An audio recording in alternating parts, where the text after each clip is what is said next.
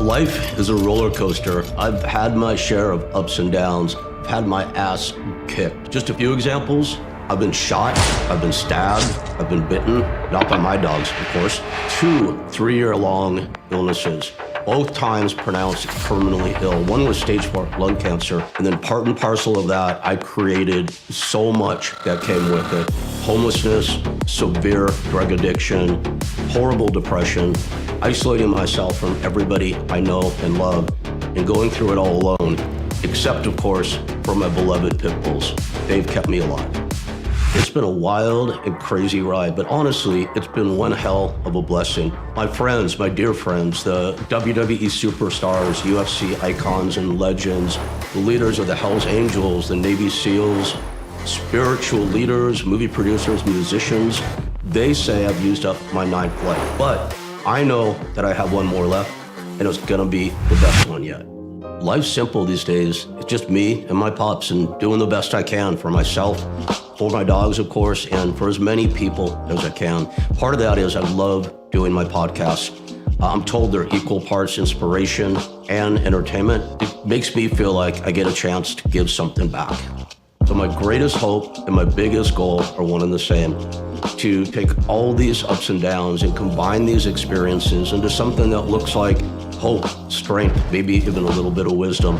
It'll all be in my book, Little Big Man, and that drops later this year. Until then, please join me on my YouTube channel at Rick Bassman, and please subscribe or listen on your very favorite podcast platform. 3 new podcasts every week, one each of the Cancer Warriors, the Pitbull Podcast, and Talking Tough.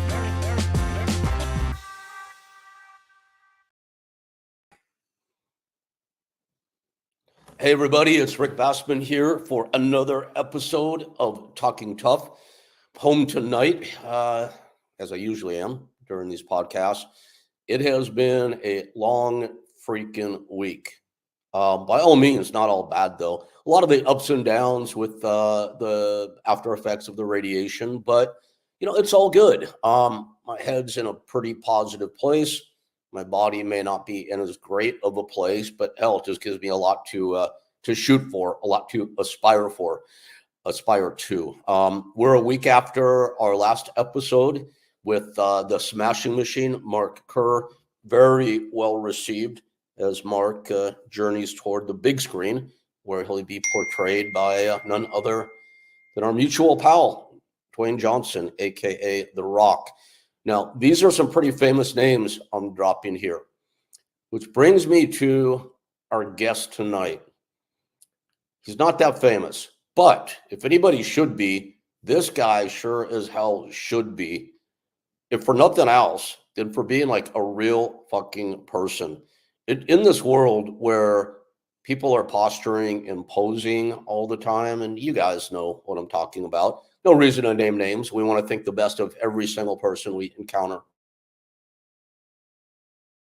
Of course, you meet that rare person who's just, for better or for worse, oftentimes worse, oftentimes better, myself included, this person is always real. And I've always, like, in terms of friendship and people I like, I've always been very attracted to that. So I meet this guy 20 some years ago, maybe 30 years ago, on a kind of like happenstance road trip to Oregon. And we become buddies right away. And all these decades later, through many ups and downs, way more ups than downs, and through many incarnations of our friendship, I get to know this guy who is just like a different kind of dude. Incredibly smart, although he will never like go out of his way to portray himself as that. Just very down to earth, like a student of life and like a student of everything. I mean, medical degree, master of business. I mean, amazing what this guy has and what he's done in his life. And like me, like Mark Kerr, this incredibly smart, incredibly successful guy has like plummeted to the depths of hell. And I know he won't mind me saying that because he's backstage listening to this as I'm winging this introduction. He'll be the first to tell you about it, not wearing it as a badge of honor, but more of like just wearing it as a badge of honesty to, not only keep himself where he wants to be, but to help and inspire others. which at the end of the day is what this show is all about. So people oftentimes throw around that term Renaissance man, someone who's kind of like been there, done that, achieved great heights, plummeted to the bottom, come back to the top with like a whole new passion for life and an interesting life. So all that said, I want to introduce one of my best friends in this world, and a guy who, in my humble opinion, embodies the term Renaissance man. My dear friend, Joey Trujillo, or as you'll see it on screen, Dr. Robert Trujillo. And Joey, you are on, my friend. Good. Thank you. Awesome to be here. Yeah, man, this is cool. I wonder if this is going to be weird for us, man. We shoot the breeze or shoot the shit so often through our friendship, and now like here we are doing this on a show. But yeah, well, this is real life. This is what we want to talk about. Yeah, no. Okay, what's going on with you, man? What's happening? How's your day? How's your life? Good. My life's, it's like everyone else's life. There's, some days it's really mellow and calm, and other days, it's a roller coaster ride. But, it's how I think about it makes a huge difference. How I deal with life, other people, everything. It makes a huge difference in how I feel. And that's what I strive to do, is just to feel better, feel good inside and be happy and content with the life I'm experiencing. Well, it's your choice, right? I mean, we're diving right into it here. So you talk about this roller coaster, and some days are mellow, some are the rocky ride. So when you have like one of those days where everything goes wrong, like how do you receive that at first? Do you get all pissed off? Do you get upset? What does that look like? Usually not. I've learned something over the years is I don't talk to myself so much. That little chatter you have in your head where it talks to you, and you have to figure out all these problems. At some point, I realized that maybe my thinking, my deductive reasoning, and the conclusions I reach in life aren't the best for me. It's not like I have to run the show and control all the characters and be the director of my life. Sometimes I'm just enjoying the experience. It's not like that every day, but it's definitely a lot easier having that approach to it. For sure. Have you always been that way? Oh gosh, no. you know that. Yeah, I was always in charge. I know that. I'm asking for the benefit of our fellow friends that listen in. Yeah, we both know each other very well. No, it's like always I had these expectations of myself. I had to get here. When I got there, I'd be okay. All these things I had to achieve, and it just drove me crazy. I just never seemed like life was enough. And that was the struggle I was having. So I would do other extracurricular activities to fill that void, and it never seemed to work. Extracurricular activities like sign up for an intramural basketball league or what? Yeah, no. Sex, drugs, rock and roll. You could have been on that poster, man. Yeah, absolutely. As a man who played in a rock and roll band quite proficiently, and God knows did the other two very proficiently. Right. I know it was an insane life. It was crazy, and the last one to recognize it was me. The last person to recognize the life I was living was not in my best interest was me. And just something happened when I woke up and said, this is not working. How do you feel inside? Sometimes inside I just felt so lost and alone. Other times I was trying to find things to fill that emptiness. And it was a lot of, it's crazy how much work it is to do that, to live life that way. So I don't live that way. So these days you don't need you don't need a pile of cocaine on your nightstand and the Playmate of the Month in bed next to you. Right, with a bottle of Jack Daniels. or that, of course. Yeah. So what do you fill those holes with? I find things that I like to do. I love playing the guitar. That's one of my favorite things to do. So I play guitar. I like to play pool, so I play pool. I like to read. I like to interact with other people. So I go to social events, but when it goes down that path that I don't enjoy or I don't feel I want in my life again, I leave. So it's just a different approach to how I live because I love experiences. I love the experience of life. I think that's we always strive. It's like when I get this amount of money, when I get this house, when I get this guy, when I get that girlfriend, all those things used to drive me to behave a certain way. And now it's about the experiences that I remember. You Yeah, know? I think that and exactly you're describing how you process it and how you choose to look at it. Because it's like the old adage that there's very happy poor people and very miserable rich people. So, what's the difference? It's how they're looking. I mean, obviously it's better if you have money. We both know that. Yeah, it makes it a little easier, less stressors, It potential makes stressors in life for sure, but I don't make that my priority into that I have to have this and I have to have that and I have to work harder. I'm not working hard enough. I need to get more, so I can have more. And it's just, yeah. Some I set different boundaries for myself on how I live life. And it's actually, and this is the honest truth, I'm just way happier inside. Yeah, dude, I've witnessed you make that journey. Oh my gosh. I mean, in Yep. like very, very dramatic ways. And it has a, this is, well, I guess it is about you personally, but it's also about me and a lot of other people that I know and and that we know, Right. mutual friends. Right. It's not always it's not always a straight line either. Oh, no, no, no, no. Kind of, one thing that I like to say, look, we both know people, and how can I explain this and sound somewhat coherent? We both know people that go, "Oh my God, finally, I got it. I understand it. I get it." Yeah. 5 years ago, Yeah. I didn't know anything at all, and then it's like you go to that person, yeah, but 5 years ago, you told me the exact same thing you're telling me now. I know, I Know what I know. mean, right? And it's like, it's like I feel pretty good about where I am right now. Not only like on the surface with my house and whatever I have in the bank and all that. Like how I'm handling this cancer thing, for instance, because Right. the old me would not have handled it as well as I'm handling it now.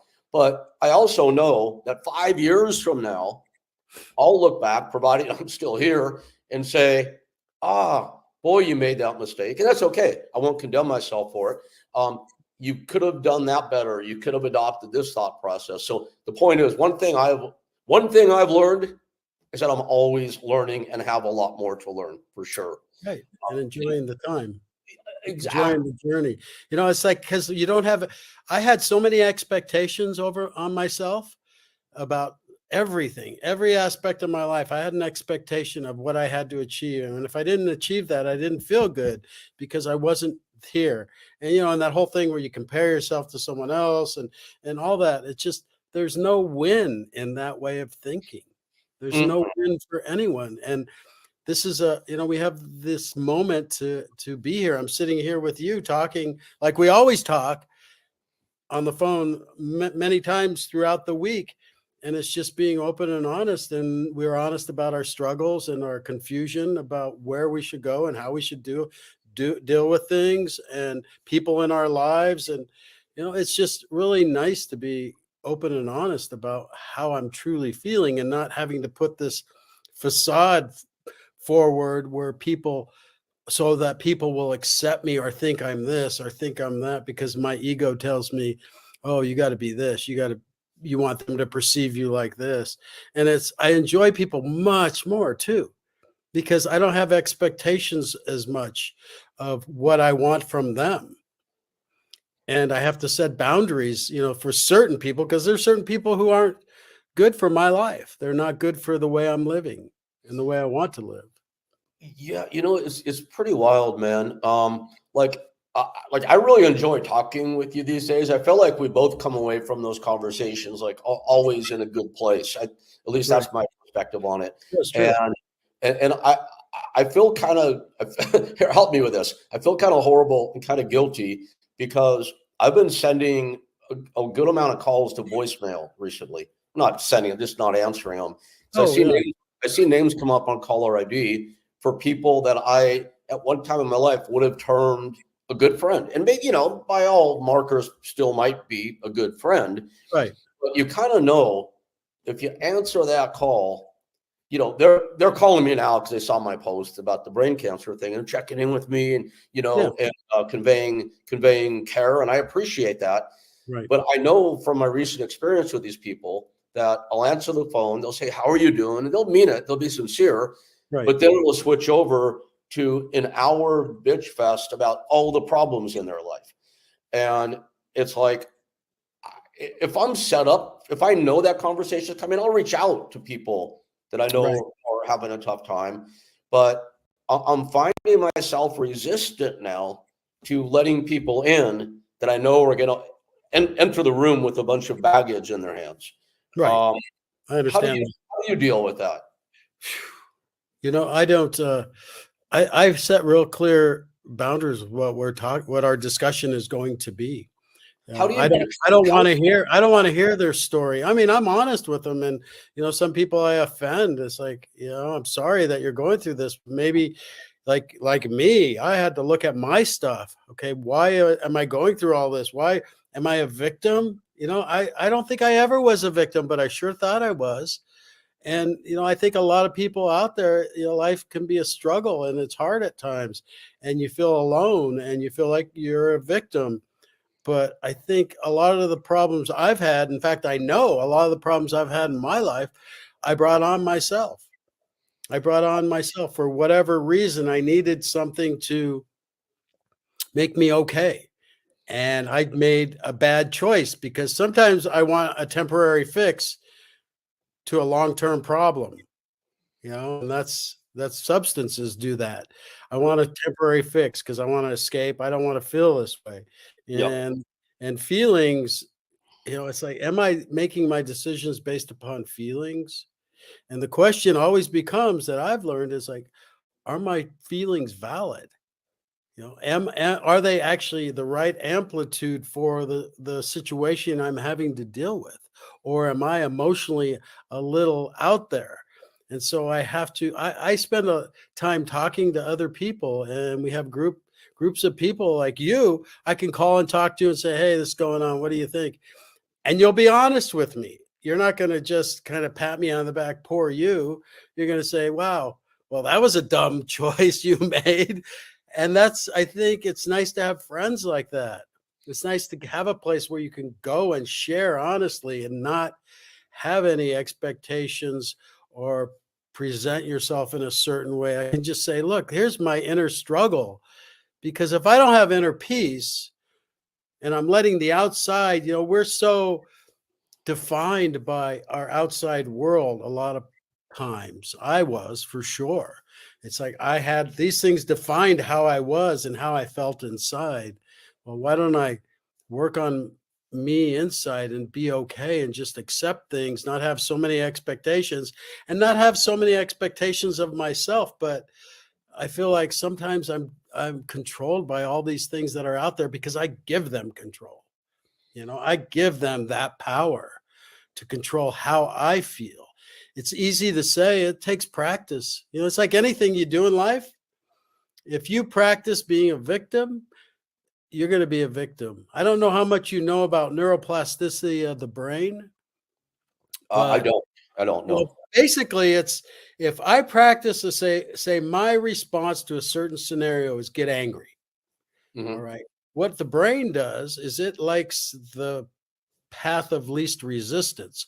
So it makes that track a strong path. It's like a path. It's like lifting weights. If I'm going to work out only my biceps, I can't expect my triceps to be well defined. I'm going to have huge biceps and little triceps.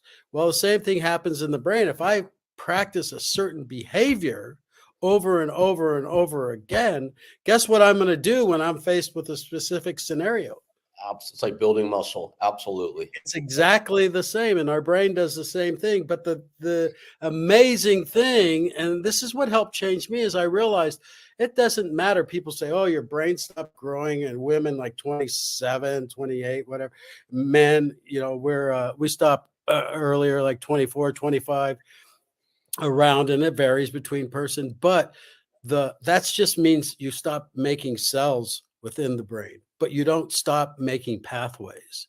You make pathways till the day you die. You can learn something new as long as your brain's functional till the day you die, because you're making new pathways.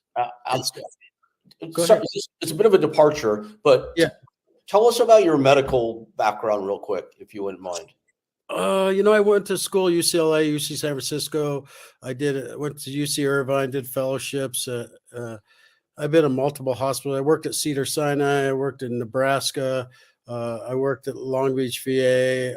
I've practiced anesthesia, cardiac anesthesia, interventional pain management for about 30 years. And so I've seen, I've dealt with a lot of sick people. I'm in a tertiary care center, and it was just a wonderful career. Just the experience, a lot of stress, a lot of new knowledge coming out year after year. But that's pretty much what I had done, and I was able to take that and do really some amazing, wonderful experiences by being an anesthesiologist for the tiger sanctuary up here. So I was able to. It was I was so nuts, man. You sent me photos on that stuff years ago when I'm like, that is the greatest, nuttiest thing, man. Oh, it was so wonderful because you put these animals to sleep that one. And the crazy thing, when we operated, we're in a cage.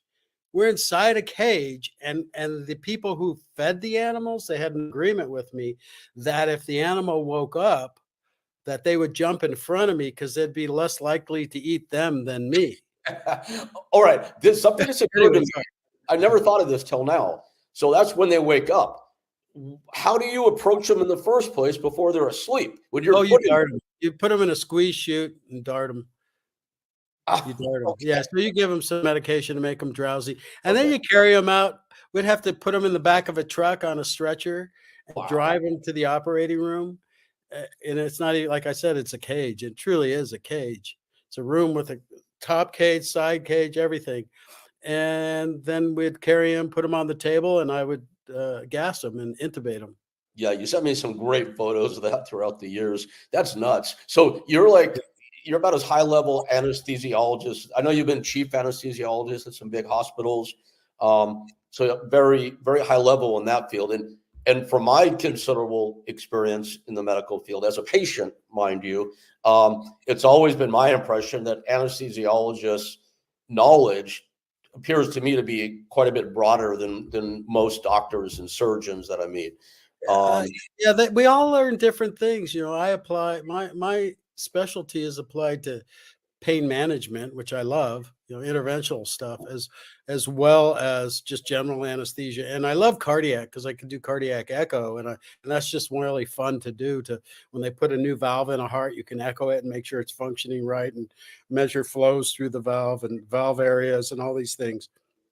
But it's the experience, and that's what I was talking about, the experience of life.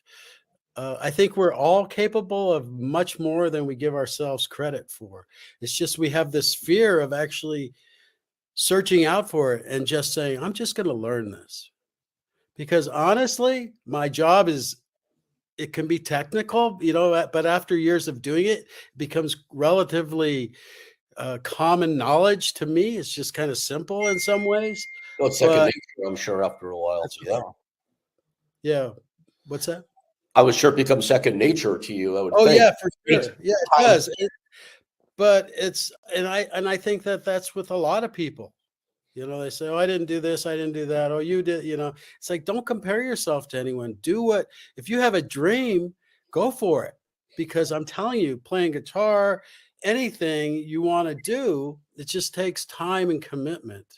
And I've always noticed that about you, because you tripped me out so many times over the years. Like, I don't know, well into your 40s or 50s, maybe. I mean, you've always been like at least an average physical shape, and all of a sudden, like, you're on stage in a bodybuilding contest, like shredded and jacked. Why? Yeah. How old it's were you, first of big, all, you when know? you did that contest? What's that? How old were you when you did that bodybuilding contest? 42, I think. Yeah, so why? 44, And what was that all 44 about? maybe. I've always done martial arts and I love working out. All right. And it's just you go to the gym and you work out and you train with these guys and you see these guys, just it's just the commitment. And it's like, oh, I want to say I'm not physically as big as a lot of people. So I just wanted to do it. It was just one of those things I wanted to try one time. I'll never do it again, just so you know Oh, it's that. But brutal. Yeah. yeah, it's brutal. But I appreciate what these people go through who do that. I know you don't get anything in life without putting in a commitment and time and effort. And so the guys who work out all the time, they work out, to stay that way and to look that way. So I applaud them. It's a wonderful, goal to have because And you did it. You wanted to experience it once, so you did. You've right. always been like a vision quest kind of guy. And then like so you have this long, very successful medical career. And then like you just decide you're suddenly, I think in your 50s, going to get your MBA, Master of Business. Oh, I got that in my 40s. Yeah. 40s. Okay. Oh man, you were so young. Okay. Yeah. So Why like not? yeah, Why do I have to adhere to society's boundaries? no, you I don't. no You one and I have does. you and I have never done that. But No, we haven't. But again, why? What was the motivating factor there? You're already successful. God knows you made a lot of money. You got your giant property and your giant house and all the fun stuff that comes with it. Why It put was yourself through that? Why get an MBA at that point in your life? What's that all about? because one of the things is it really struggled with when an example is when I was doing cardiac anesthesia, they didn't have transesophageal echo where they put the probe down, you can echo the heart. They didn't do that because they didn't have the technology. Then the technology came out. So some of these young guys were coming out of training and they had this skill, and I didn't have it. And I go, wow, I need to learn that. So I went back to the University of Nebraska and did their cardiac echo fellowship because I want to be the best I can be, especially in that field. So that was Because I'm helpful. taking That was helpful for your actual daily profession. Oh, absolutely. Oh, man, and Well, in see, that makes retrospect, sense. That makes sense to me. I get it. You want to be the yeah, it best. was one of the smartest things I ever did because I can, instead of guessing how the heart's functioning based upon their blood pressure and things that are really not good indicators of how the heart is pumping, I can actually look at it and say, oh shoot, they need more fluid or they're having a heart problem. It's not the pump ain't working right. I can make the diagnosis immediately and thus I can take better care of patients. So So you're excelling even more at the career you already excel at. Makes all the right. sense. It makes all the sense in the world. Still, I admire it. Many people just do what they have to get by. But why after all the success as a doctor, why a master's of business degree? What was that all about? What Well, drove what drives medicine somebody at medicine that point? definitely became a business, but I always wanted to understand the numbers. I wanted to understand the whole process of how businesses work because they're fascinating. And the only way I felt, I like to go to school. I like to go learn from people who already put the time in figuring out the information of what you should know if you're going to do this, go into business or do whatever. So it's instead of recreating the wheel, I would go learn from people who had the knowledge. It's like anything.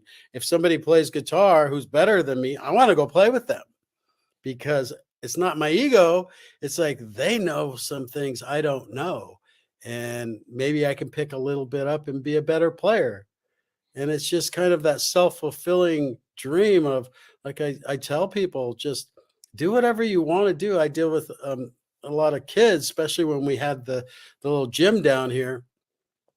And I would just tell them, you can be anything you ever dreamt of being as long as you put the work in and you stay committed and you don't get sidetracked, which we see a lot of people doing, especially now with all the stresses, the drugs and the girls and all the other things, which I'm not perfect, and I had my day of struggles, as you well know, and Dude, we I both went do. through 'em So together. let's go there for a minute, if you don't mind. Okay. No, I don't mind. I don't care. We can make this like super cool. Look, I know you're the last person in the world that's trying to impress anybody. I know that. But if we wanted to, we could write down a super cool, impressive list of your accomplishments and all of that. The other side of the ledger has been pretty ugly, no? Oh, yeah. Like, as much as you're comfortable, like, what are like what are the depths? What do the pits look like for you? What'd you do? Where did you fall to? And let's talk about that a bit, and then Sure. let's get into how Absolutely. you got there. I was always striving I had to fulfill that emptiness inside of me that I thought, outside world would fill it. And so, what, in the business that you were in and I was able to partake in, as well as just people I got to know, I chose a certain crowd because, I was so busy doing the doctor part of it that I needed a quote, I wanted a release, and I grew up in Los Angeles and, we weren't wealthy and it was a struggle and had a lot of past things go on back then. But it was like, it was a place that I felt safe. I felt like I belonged more because the doctor world, it was wonderful and different, but I didn't always feel connected to a lot of the people because I grew up in a different environment than a lot of them. So I always say, oh, I'm just a street kid who studied hard. That was my story. Whatever it means, I don't know anymore, but that was the story I would tell. So I like to hang out. I grew up with the thugs and the criminals and the drug addicts. I mean, I grew up with that and it was a comfortable place to be. And I thought that would fill my emptiness that I had while I was, even though on the outside, people are going, oh, wow, look at you. You're successful. You have this, you've done this.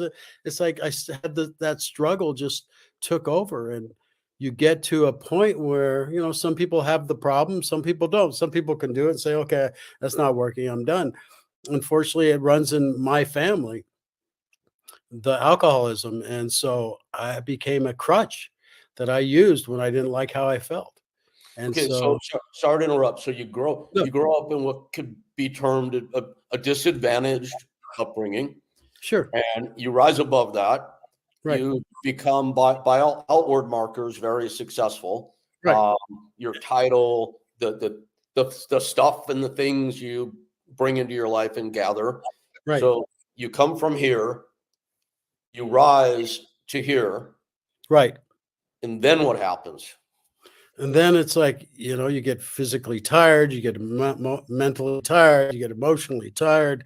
It's like, oh my God, it's so much trying to keep up with the facade that I thought I had to keep because because otherwise I wouldn't be quote successful, good. I wouldn't be good enough, sort of say.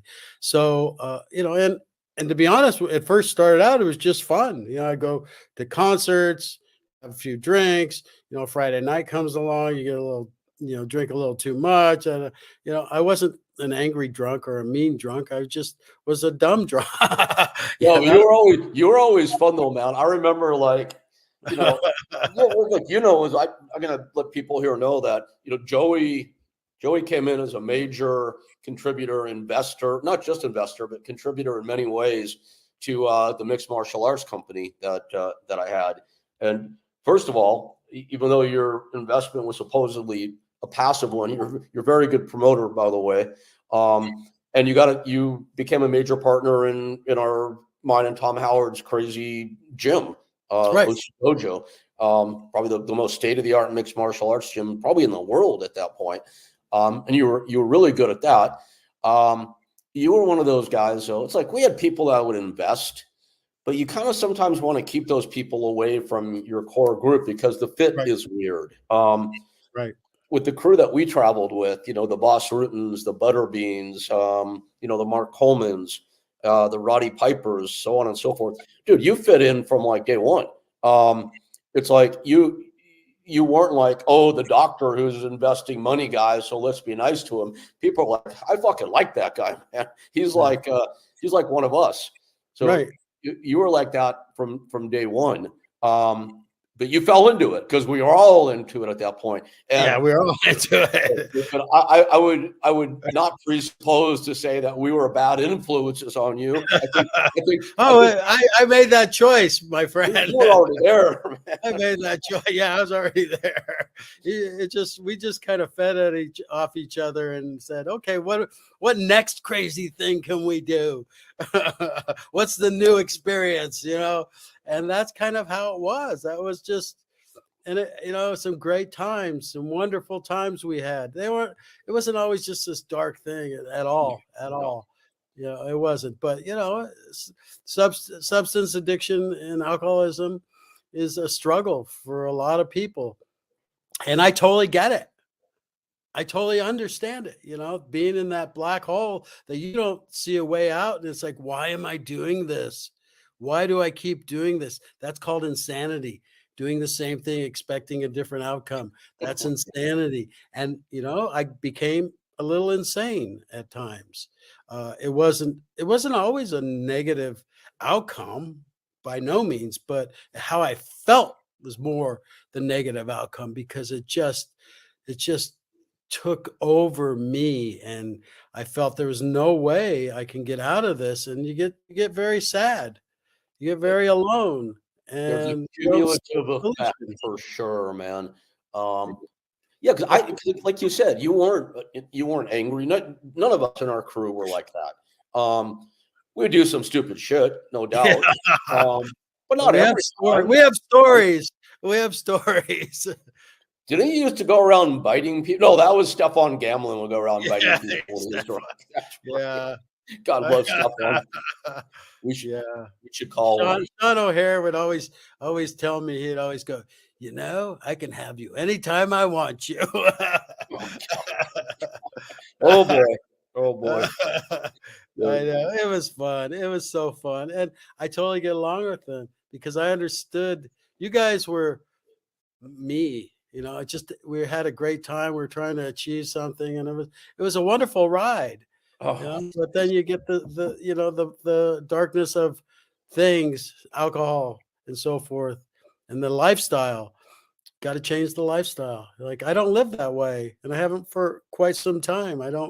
I choose not to do that, but I still enjoy life immensely, and I still want to experience things, and I still want to go places, and I still want to say, I haven't done this. Maybe I should strive toward achieving that. I love that about you, Joey, because you see a lot of people that like kind of come out the other side, right? So let's for a moment credit ourselves as two guys that kind of came out of the other side. I think that's very legitimate. But then like what's left, right? We're in our 60s now. Holy shit, man. How did that happen? Oh, we are? Oh my God. Oh, wow. It's pretty crazy. How did that happen? How did we make it to that age is probably the question. Yeah, right? yeah, no kidding. How did I survive myself? I look at a lot of people that, make it through. Like, I do this, one of my other podcasts, the Cancer Warriors, Right. is it's not only about talking to people that are like in the midst of their cancer experience and trying to, share hope and experience and strength. This kind of the same motto you hear in AA and NA and all that. But it's also for those who have made it through. They're now in remission, but they think their lives are over. And it's like helping them like understand that as cliche as it may sound, you can still live your best life. So I've always loved that about you. I feel like you and I, it's like I have cancer. I have brain cancer right now. And like, I'm excited about so many things. And I know you're always in that mode too. Is that like just a natural disposition, do you think? Or is it more learned? Or maybe more important, if it's not a natural disposition, can anybody learn that and make that part of their being to get to a point where no matter what they've experienced and what they're experiencing, there's always something to look forward to? Well, I think a lot of it for me takes relationships with other people. and it's not just me trying to figure out. That's the key, is I'm not trying to figure this out anymore. I want to experience life and enjoy what I can, how I can, whatever is still left to experience. I'm not done, and I don't want to be done. And I think a lot of people rely on themselves too much to find the solution. And there's to get around people who, like you and I, we can talk about it, and we can laugh about the dumb things we did. I mean, they're very serious and scary at the time, but in retrospect, we can laugh about them. But it takes other people and finding people who have common ground, who understand. Because like you and I, if we shared some of our stories with someone who didn't go through any of it, they wouldn't think it was that funny. They wouldn't No, think it was that funny. it would just be nuts to them. And my experience is, and I think you and I talked about this not long ago, is that people that haven't been in the shit or faced challenges at a base level. First of Right. all, God bless them and lucky them, so good for them. How they can't they just don't understand it. No, they don't understand it. And But maybe I don't need them to today. I no. don't need them to understand it. I'm okay with them not understanding it. And you find things that you share with certain people, and that's just how it is. I have some great friends that I don't share all my stories with. There's very few people. I can count on one hand the people I absolutely share all my secrets with, all my things that I feel bad about. But at some point you got to forgive yourself and move on, because I can't live in the past.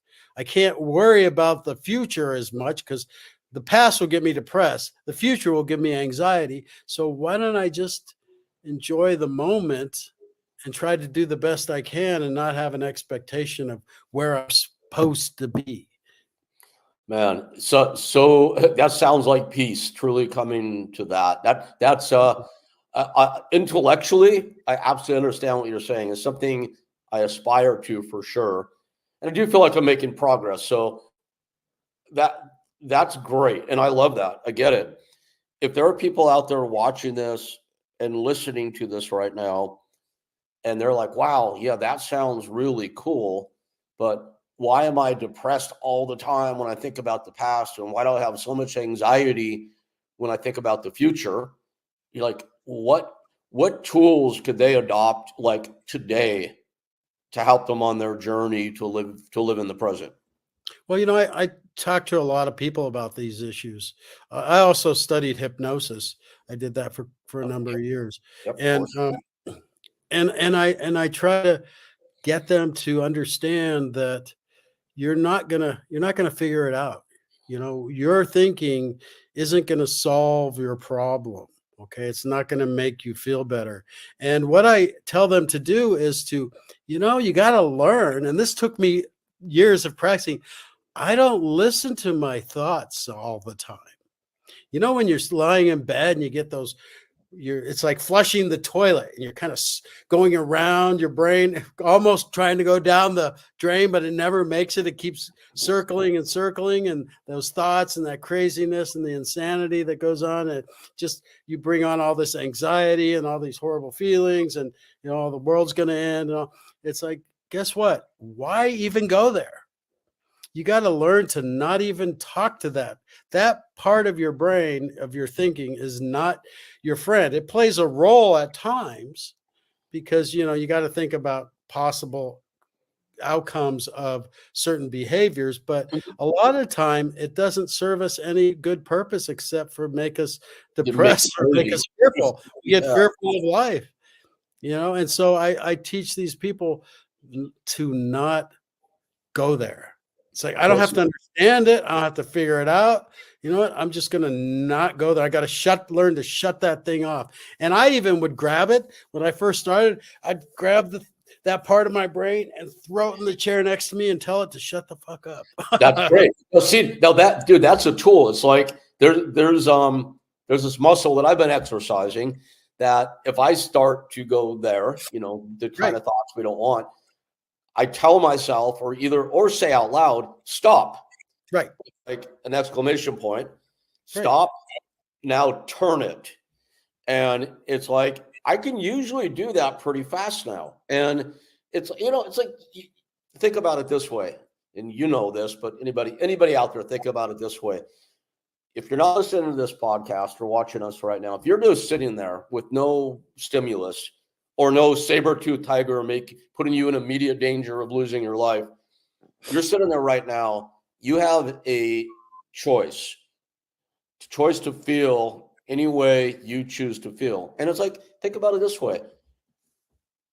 Sitting here right now, we could choose a thought. We could choose to choose a thought that makes us sad, angry, depressed, resentful, whatever you want to, whatever words you want to put in the negative column.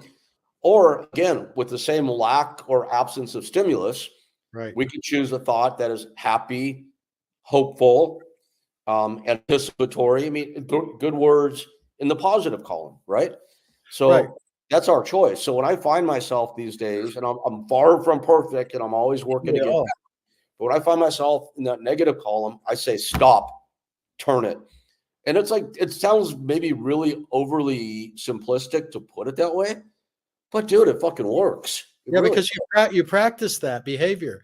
And the thing is that if it's how I feel, see, if I just had these thoughts, one, I don't dwell on those thoughts, because that's actually not a good thing for me. Sometimes I'll go wash the dishes or do something, some simple task to get myself out of my head. So I'm focusing on something else. But the thing is, it's just like the brain thinking. Our emotions, we train our emotions to be a certain way. I don't know how much anatomy and physiology. There's this thing called the limbic system with deep structures within the brain that produce all these different hormones, connects to the pituitary gland and all these different things, and the adrenal gland, all these things. They're all connected. And once we train them, again, certain scenarios, we train that endocrine system to secrete certain hormones. This is what I believe. And I've studied this for a while, secrete certain hormones. So we're going to feel a certain way when we think about a certain thing. So guess what I have to do? I have to practice, one, not thinking about that thing or immediately shoving it on aside, putting it aside, however I choose to do it, the different ways you were talking about doing it. And that way I don't stimulate this feelings, because feelings come from mostly our hormones and deep structures within our limbic system. The belief is, they're all interconnected. It's really quite complicated, this cerebrum, all these things. I give lectures on the conscious mind, and I've read a lot of philosophers, and the philosophers, Plato, Socrates, Aristotle, all these, they can't even agree on what consciousness is. They can't even agree on what the meaning of life is. They can't agree on anything. So, these people sat and thought and tried to figure things out. And how can we, as just, average human beings, figure this whole thing out and know how to be conscious and be happy?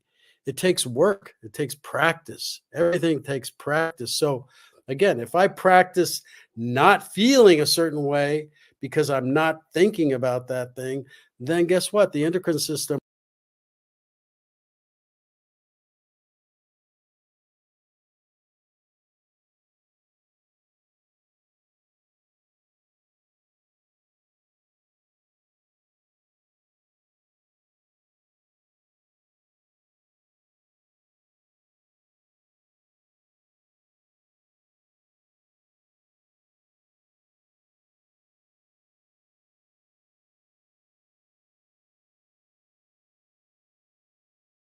doesn't make me feel like that so much. It doesn't make me as depressed. A lot of it's physiologic, and I call it endocrinoplasty. It's like neuroplasty. It's just how we're made, and it helps a lot to have people who understand you, care about you, and to have the same experiences, to talk to them. Because it's like you said, we're talking about addiction and alcoholism and all that stuff. We understand it. We can talk to people and we get an idea. How did we change that whole behavior? And you can learn from them. Yep. And I'm with you on that. But I want to steer away from that only a little bit. Sure. Yet staying somewhat on the same path. So what I try to do often is peel away everything that's external to what we have inside, insofar as, changing things for the better. Right. Like, again, back, I won't dwell on the cancer thing, but I have this, like, what I call the 7 important components or crucial components to beating cancer, to surviving, and more importantly, thriving. And, Right. I have this 6-way tie for second. This is all my own doing, so it's just my opinion. Yeah. Yeah. We all But in have the the same. 6-way tie for second, stuff you would figure, like have the right medical care, have the right nutrition. One of them is support system, Correct. which I think you're talking about now in Exactly. a different way, but it's still support system. So I think about, back to the apex of my poor me experience. Right. And, God knows I was there, when I can list this stuff off, like their badges of honor or badges of dishonor, all at the same time, like extreme pain, deathly ill, depressed, addicted, homeless, and isolated. So the last one was isolated. I had, like, except for my dogs, I have no support system. Poor me. So I can point back to a time I started to turn things.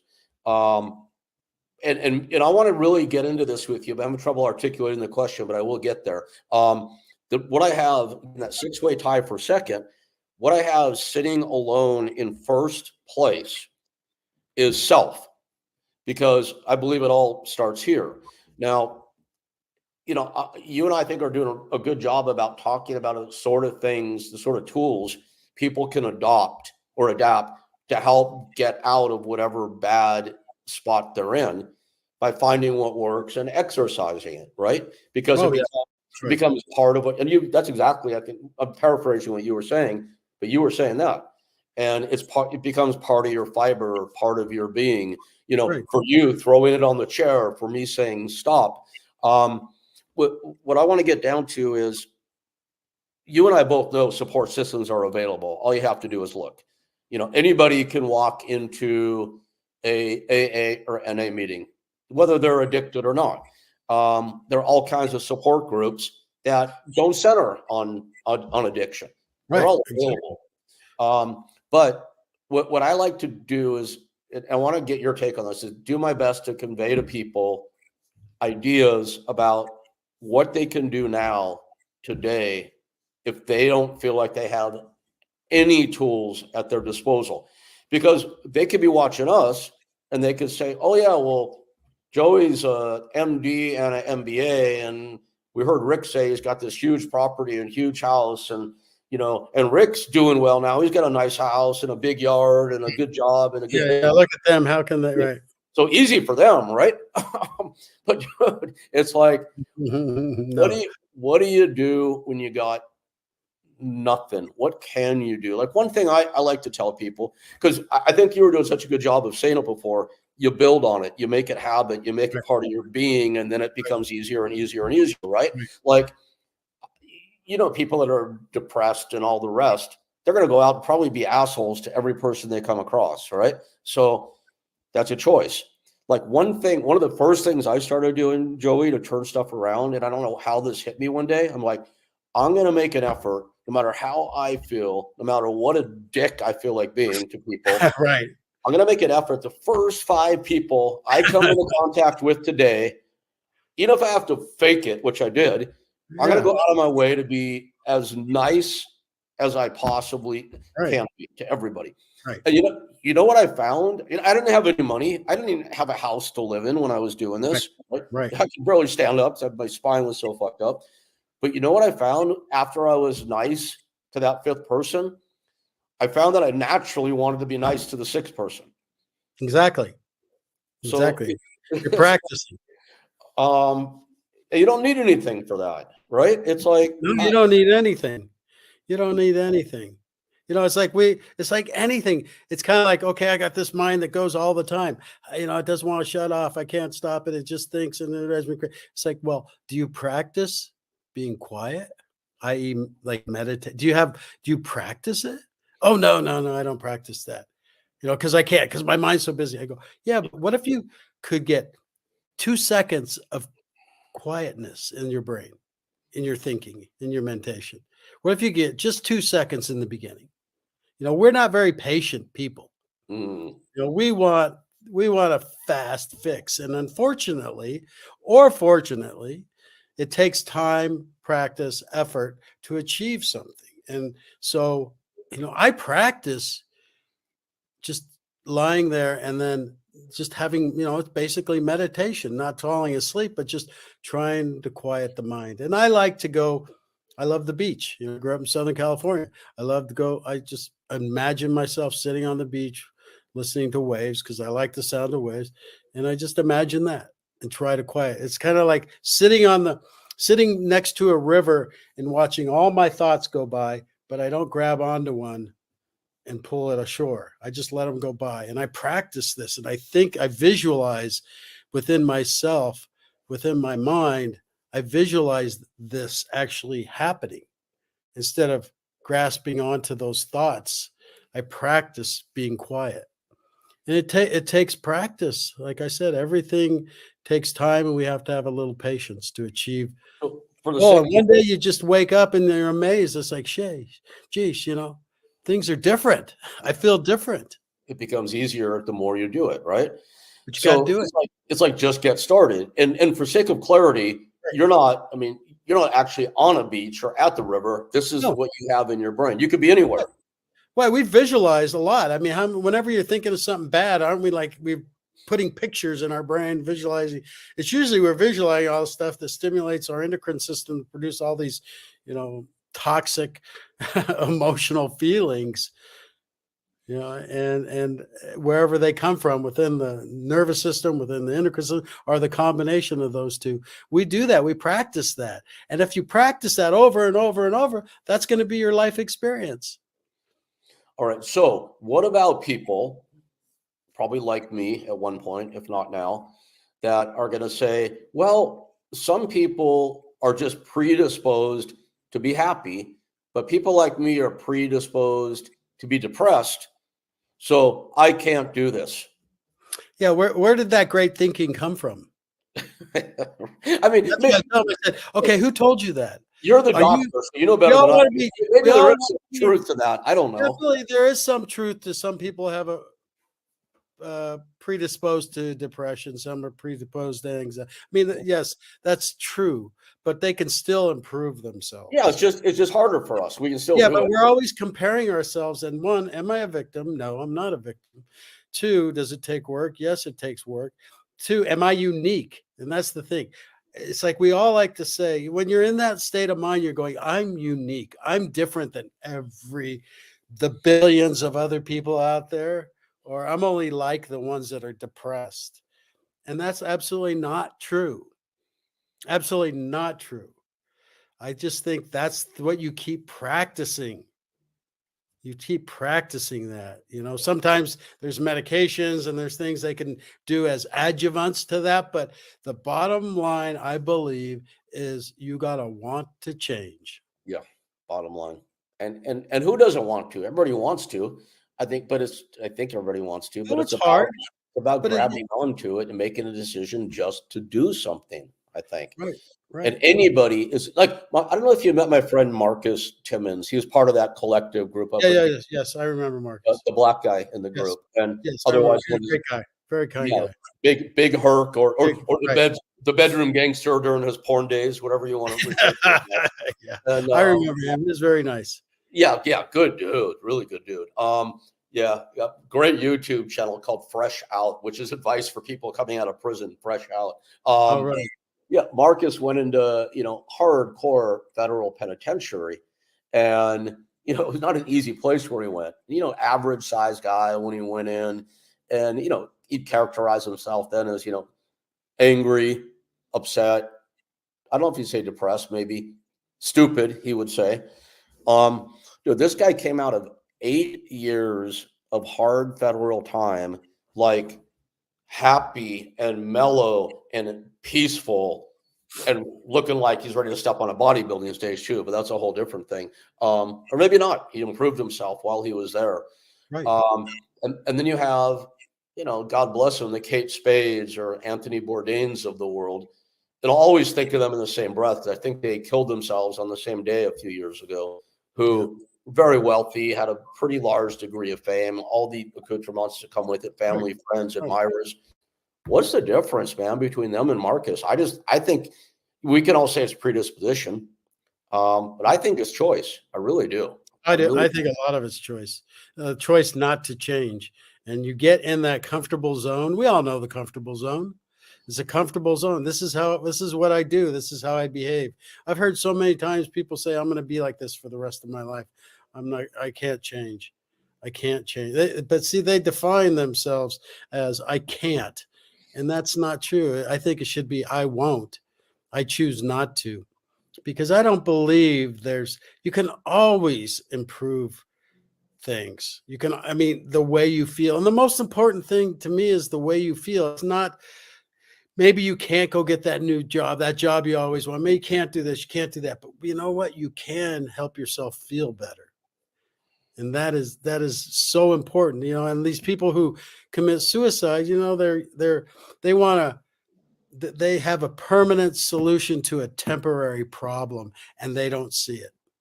Oh, well said. And I think about so many close friends who made that decision that I wish were joining us on this show right now. I know a number of them I miss. Oh, Sean O'Hara being one of them. Gotta miss that guy. I love that guy. I know. What I would give for him to be the third man in this discussion right now. Right. Because the guy had all the gifts, and he made a choice that makes us sad, of course. But we understand. Because I was at a point, definitely in my deep despair, I was at a point where I was just done. I didn't want to do this. Oh, I didn't want to do this no more. Right. We've all been there, and that's why we understand it. I'm not judging him on the choice he made, because I get it. That could be me, but something inside of me said, that's not the solution, and you need to change things. And so, let's all change together. Seriously, let's all support each other and be kind to each other. There's some people who aren't going to be kind, and some people who aren't going to change, but that's their choice. That doesn't define what I have to do with my life. So, life's a wonderful gift when we learn how to enjoy it and appreciate it. Yeah. Wow. Dude, this has been an hour, and it has flown by, man. We could do this for hours and hours. But I hope people get something out of it and understand we have some answers of how we changed, but you got to do the work and figure out your own path, because everyone, I think, has a little different path, a little variance to the path to get to the goal of being okay inside. And that's the key. Without question. I think every one of those people has at least one common denominator, and that is there is something available that will work for you. Well, some of the tools that you suggested and we discussed on here, people should try. You should try having a moment of quietness, have a moment of practice, not listening to the mind, have a moment where you say, maybe my thinking isn't good right now. Maybe that one decision isn't a good decision. Maybe I shouldn't listen to myself. Maybe I should get some advice from others. Maybe I should talk to other people who I trust. Just get started. Like something that you said that really resonated with me is you were talking much earlier in our discussion about you realized at a certain point you didn't need to have this thing and that thing, whether it's a car or whatever the thing is, to make you happy. Because at one point in your life, in my life, once I have that Mercedes or once I have that girlfriend, everything will be perfect. Well, you and I both, you and many other people watching know that ain't the truth. No, it's not the truth. So I would challenge people who still might be thinking that way. And if you are, that's okay. It's all part of the journey. I would challenge it by saying this. If you can find tools like some that I've suggested, some that you've suggested, others that are available out there in these support groups we're talking about, if you can find a tool or tools that work for you to make you feel a little bit better, as you were saying just a minute ago, I would say that the more you practice that and the more you make yourself feel better, the lot easier you're going to find that the Mercedes and the hot chicks fall in line. Yeah. It's like not that that's a goal. I'm just trying to make it. It's not a bad goal. It's not a bad goal. It's not a bad goal, but No, life being, gets better. I'm honestly on a path of simplifying my life. Yeah. I'm over the big house and the fancy this and that. I'm kind of, it's I like to have a few nice things, but that's it. I'm trying to make life simpler just because it's so much work maintaining the lifestyle. It's so much work. And it never, for me, it never made me happy. I was relying on outside things to make me happy. And now I'm not so much. And, if you can live life like that, I truly think you'll achieve more and get more outside stuff if you can live life that way. And it just comes. It's not because you think, well, if I live that way, then I'm going to get it. It's because you're working toward it. You're doing things. You're experiencing life. You're setting goals and working toward that goal. Never, ever. When I was in school, people in high school, I'll never forget, a teacher told me I was never going to do anything. I told him, I wanted to become an electrician because that's what I went to college for. I wanted to be an electrician. They said they didn't think I would ever achieve that because I had long hair, played in a rock band, and smoked pot, and I hung out with some thugs. So, they never thought I would achieve anything. But what I did is I made choices to change my direction. And I changed my friends. I changed a lot of things on where I was headed. And, I'm blessed today.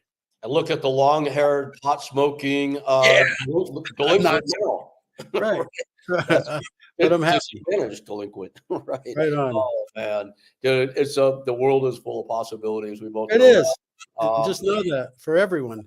I'm still not where you are. I'm still all about material things. Dude, I have it's okay. I have two cars in my driveway. I mean, forget the fact that they're 44 years old combined. Yeah, well, one day you'll sell them and get rid of them and get a newer one. The one you don't want. care. But it's like that's not what you're relying on to be happy. No, that's the difference. Back in the day, we used to rely on those things to get us happy. We weren't going to be happy till we got there, but why not be happy on the way to there? Exactly. Yeah, I'll tell you, every day, I don't think about my cars every day, but when I do, I think about them like this. They both run great. Yeah. And I have the pink slip on each one. There you go. Not that either one's worth much because they're not, but every day, from the guy who was very caught up, if you remember, driving the nicest Mercedes on the road in Los Angeles. Oh, yeah. Sure I had at one point, whatever. Right. It's like, I'm so thrilled that I have these two old beater trucks now that I have no payments on. It's the greatest thing ever. Yeah. It's all good, man. But it doesn't mean you need to stop striving to achieve to get those things. You don't need to, but you just need to find a way of being happy on the ride, on the path to that. It'd be great to have them, but I truly don't care.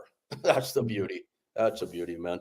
And and anybody can come to that point for sure. I really believe that because God knows on a scale of 1 to 10 for being pretty fucked up, you and I both were probably pretty solid 10s at one point. Yeah. Oh my God. Talk about being lost. and I think we're both doing okay right now. I would in no way, shape, or form. I would only speak for me and not you here. I would no way, shape, or form say, oh well, I'm a high level number one now. There's no way. It's like I said, I'll always be learning.